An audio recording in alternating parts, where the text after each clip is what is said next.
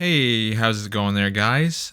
So I've been playing a lot of God of War Ragnarok, and man, let me tell you, I don't usually put as many hours into a game in a short period of time as I have with this game, but I'm about 39 hours into God of War Ragnarok. I've been playing mostly on Give Me No Mercy difficulty, which is the second hardest difficulty behind Give Me God of War difficulty. There was a few times where I did switch it to normal early on, but I've kind of just like embraced the challenge. And with this video, I just want to give my thoughts after 39 hours of playing it, and I haven't got by it yet. I don't know how much more is left, and I will be discussing some spoilers from the story. So I'll let you know when I get into that. But what are my impressions so far after 39 hours? I think God of War Ragnarok is probably, by the time I'm done with this game, will probably be my new favorite PlayStation 5 game. And I would also say I just feel like God of War Ragnarok. I mean, if you really liked God of War 2018, you'll definitely like this game. But I wouldn't say it's like drastically different in terms of like gameplay, and just like presentation from God of War 2018. Yeah, it's improved, and the gameplay is doing things to make it feel a little bit more fresh. And it keeps surprising me on with the gameplay additions that it continues to add as I go further into this game. And also the story, I would say, for someone who's not really that much into Norse mythology, I'm enjoying it. And I have been surprised a few times of what's been going on in the story. And yeah, I'm compelled by the story, and I think the characters are well acted. And of course, Thor's in this game, and he's a lot different than the Disney's Thor. He's like, he's kind of fat. He doesn't look like this surfer dude like the Disney's Thor. And I guess the Thor that God of War Ragnarok is trying to imitate is more like the actual, or the original Thor that was written out in Norse legend. So that's kind of interesting. Again, back to like the graphics, the presentation of the game. I think the game definitely looks better than the 2018 edition of God of War. I do notice a difference, and it's nice to be able to play God of War now in 60 frames, which at the time, God of War 2018, when it came out on PS4, you could only play it in 30 frames. So I've been playing in performance mode, and yeah, so it's nice to play a very action-heavy game in 60 frames per second. So yeah, I would just say, like, overall, so far, I'm really enjoying God of War Ragnarok. I would say it's probably going to end up being my new favorite PS5 game. Is it better than God of War 2018? Potentially, yes. I think I may say that by the time I'm done with this game. And I would say it's probably likely going to end up being my game of the year, but let's wait and see on that. I do want to say the one thing I don't like about, or maybe not like, but just a little bit annoyed about this game is the amount of puzzles. I feel like, I don't know, I feel like there's a little bit too many puzzles in this game, and it gets a little bit annoying sometimes. Of course, sometimes you can there's a lot of side content, so you don't necessarily have to do all the puzzles. But I've been trying to do a fair amount of content, and or a fair amount of side content, and I think part of the reason why I haven't done all of it is just because I'm just like, I don't really want to do any more puzzles. But I don't think the puzzles are bad. I feel like there's a lot of them, and sometimes I feel like the puzzles can kind of break up the pacing, and I'm just like, I just want to be in combat, because the combat, just like God of War 2018, is awesome. It's satisfying, and I know I'm speaking in very vague terms here, but I'm gonna get into the spoilers now. So if you haven't completed God of War Ragnarok or whatever, you don't care about the spoilers, I'm gonna start talking about the spoilers in 1, 2, 3. Okay, so let's talk about the spoilers of God of War Ragnarok. And I want to talk about just like the moments that really got me more into the experience. I got to talk about Atreus and being able to play as Atreus in this game, which you couldn't do in God of War 2018. You know, I thought there was a chance with this game that we may be able to play as Atreus, but I didn't know if we would be able to. And when you first get to play as Atreus, when you're sneaking out with a Sindri, and he goes to meet up with Freya, that was like the moment where I went from really liking this game to loving it, because I was kind of, after the first realm, which I can't think of the name of the realm, that we ventured with Kratos and Atreus to get Tyr, I was starting to feel like, okay, this is kind of just God of War 2018. That's a little bit prettier, but then when we switch over to Atreus, it's like, okay, this game feels more fresh now. It feels more exciting, and it's opening up more possibilities of what you can experience in combat. And Atreus feels different than Kratos, obviously, and he's obviously an archer with magical abilities, and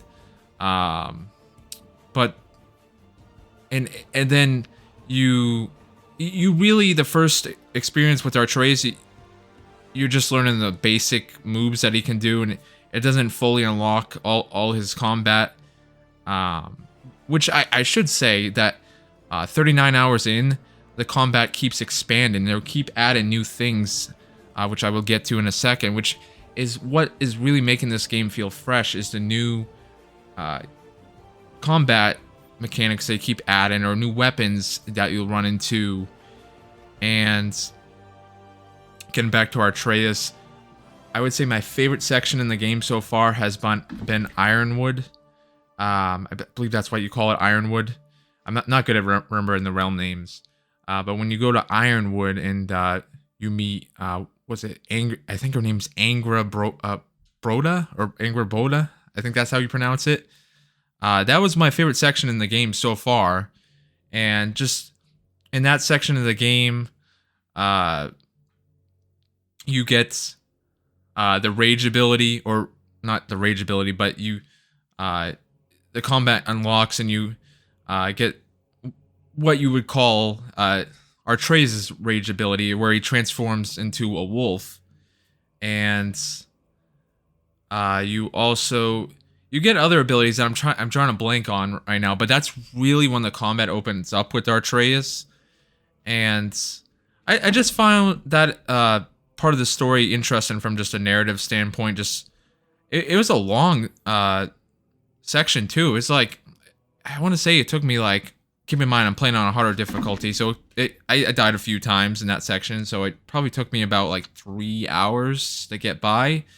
But I was just like really enjoying that section, and the final boss in that section is really cool. And I can't remember the name of the boss, but it was like, I think it was like her grandmother. It was Angrboda's grandmother, and Angrboda, she was a giant, and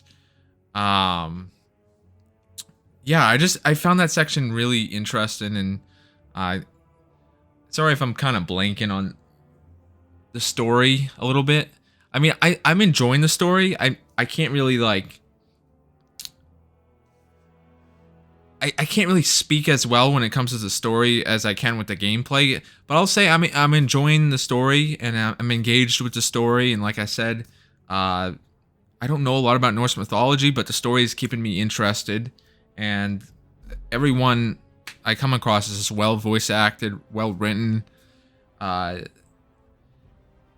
and you know, I wanted to say this earlier, but I would say this definitely does feel like a enhanced PlayStation 4 game. You still have those sections where you need to shimmy into a new area to load a next part of the map, and you know, this game's a PlayStation 5 and PlayStation 4 game, so they still need to cater towards the PlayStation 4, but it's still a very pretty game, and I don't really mind the shimmy parts too often, but you can definitely tell this is still really just a PlayStation 4 game enhanced on the PlayStation 5. But I'm not really complaining about that because it's not like the PlayStation 4 feels terribly outdated. But yeah, I mean, graphically, I think God of War Ragnarok may be the most beautiful game. I just think the level design and how it's designed, it definitely still feels like a PlayStation 4 game in that aspect. So I'm excited to see.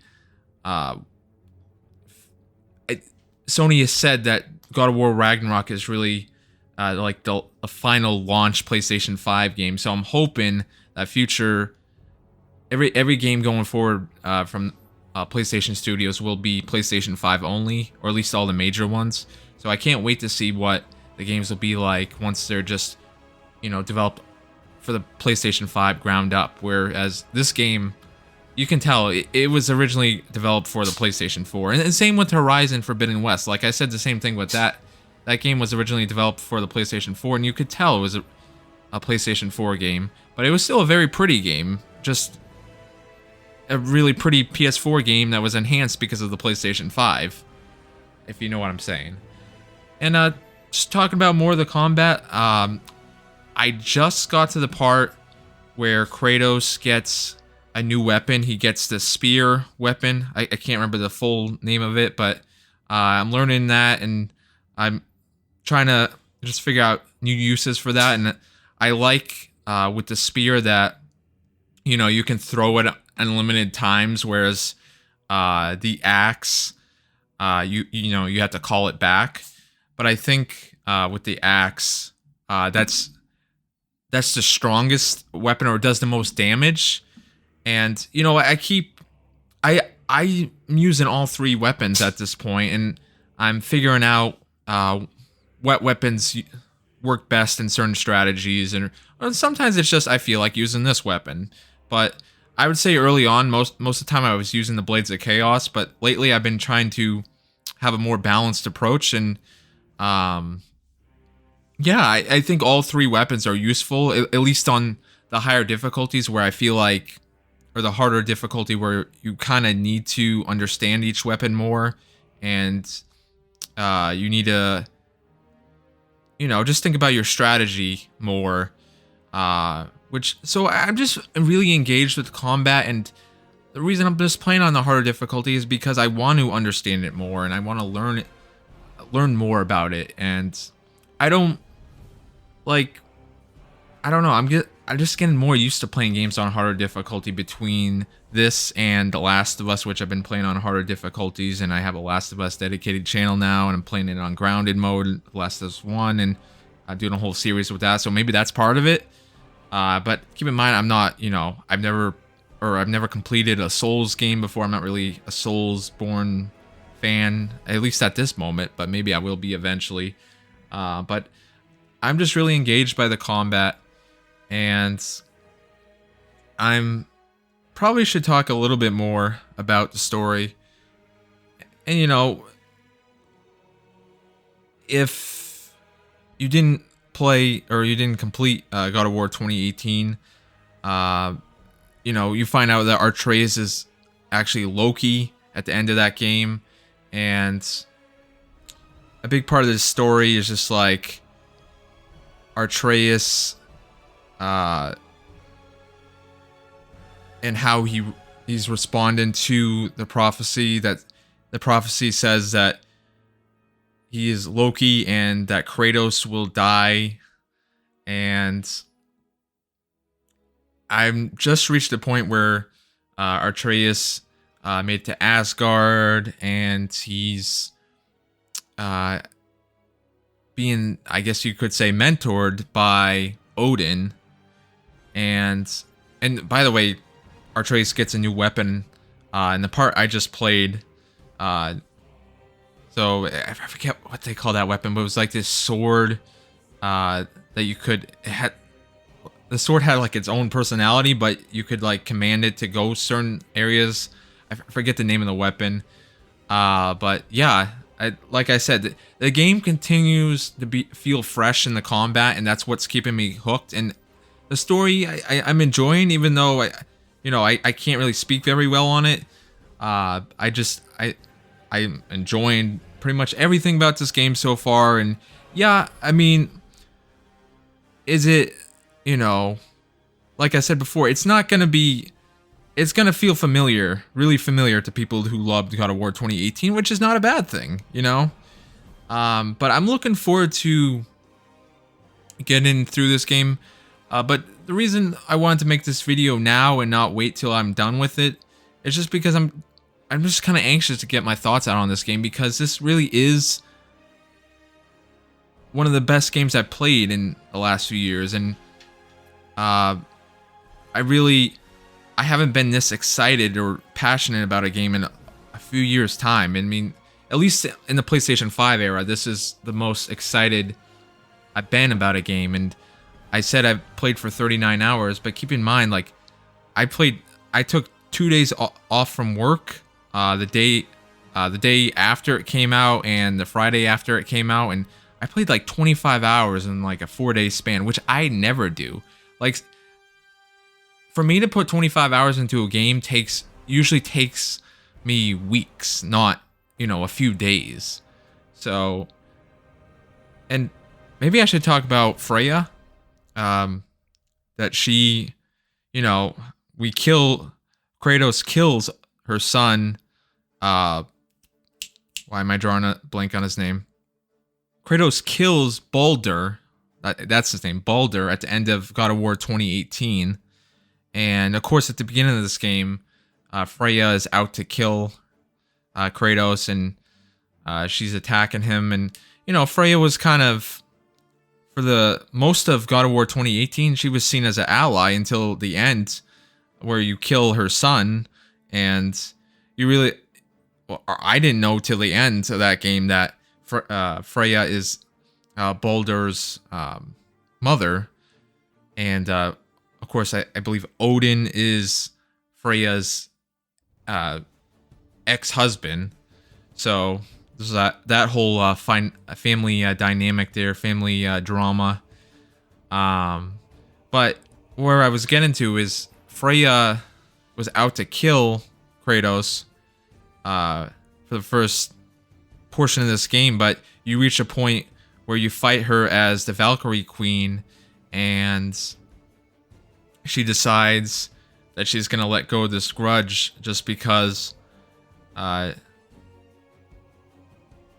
guess it's partly that she just realized that Kratos had no choice, and that Kratos is a caring father, caring parent, just like Freya was, and that Freya wants to stop Odin and prevent Ragnarok from happening, just like Kratos. So I mean, I think that's what her motivation was, to team up with Kratos. But I'm now where I am. Freya is who we have in combat side by side with us, and of course, just like Atreus, when you're playing with Kratos and Atreus, you can command Freya in combat, and she has all these skills, all these abilities, with the sigil arrows, and she has like these Valkyrie powers, and she has like these poisonous roots that she can sprout, and she gets the wings out for her Valkyrie abilities. But it's just, this game's combat continues to feel fresh, and that's really the highlight for me. And I'm, the story is good. I just, for me, yeah, this game is technically a narrative experience, but I like to talk about the combat more, because that's really what is hooking me to this game, and what really hooked me to God of War 2018. But from all aspects, I don't have any like real major complaints. Like I think the graphics are great, the story is great so far, and the combat is just so satisfying, and I love it. So yeah, I mean, I'm probably gonna try to do another video once I complete God of War Ragnarok. I don't know how much longer I have in it, but if you guys enjoyed this little talk, leave a like, subscribe if you want. But yeah, I am gonna play more God of War Ragnarok tonight probably, and I'm just gonna really take my time and just like soak it in. That's another reason why I just wanted to make this video now. It's just because I feel like I'm just really taking my time into this game, and my playthrough will probably be a lot longer than most people, and you know, I'm playing on a harder difficulty, so I wouldn't be surprised if this playthrough is over 50 hours by the time I'm done with it. So I don't know if I'm going to do all the side content, but I'm going to try to do a good amount of it, and I'm going to definitely try to go for the Platinum trophy. So I'm just going to try to savor this experience because I think God of War Ragnarok is another exceptional game in the series, and it may be better than God of War 2018. I think it's trending that way for me. I got to see how the game ends before I make that final determination, because God of War 2018 is one of my favorite games ever. So anyway, I hope you guys enjoyed this video, and I will see you around.